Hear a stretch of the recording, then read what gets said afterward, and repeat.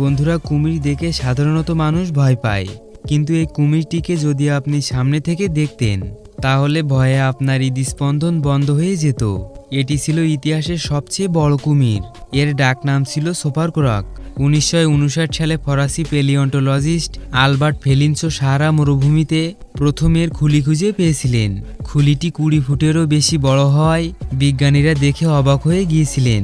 গবেষণার পর জানা যায় এই প্রাণীটি 11 কোটি বছর আগে ক্রিটেসিয়াস যুগে পৃথিবীতে বসবাস করত।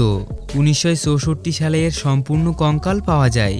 একটি বড় কুমিরের দৈর্ঘ্য সাধারণত 11 ফুট পর্যন্ত হয়ে থাকে, কিন্তু সার্কুরাসের দৈর্ঘ্য ছিল প্রায় 35 থেকে 40 ফুট এবং ওজন ছিল প্রায় 8 টন। এর চোয়াল এতটাই শক্তিশালী ছিল যে ডায়নোসরের হাড়ও চূর্ণ করতে পারত। এর প্রায় 132টি দাঁত ছিল। বিজ্ঞানীরা মনে করেন এটি নদীর তীরে লুকিয়ে থেকে ডায়নোসর শিকার করত। এর চোখ মাথার উপর দিকে অবস্থিত ছিল, যা তাকে পানির নিচে থেকেও চারপাশ দেখতে সাহায্য করত। বলা হয় এটি এত ভয়ঙ্কর ছিল যে বড় ডায়নোসররাও পানির ধারে আসতে ভয় পেত।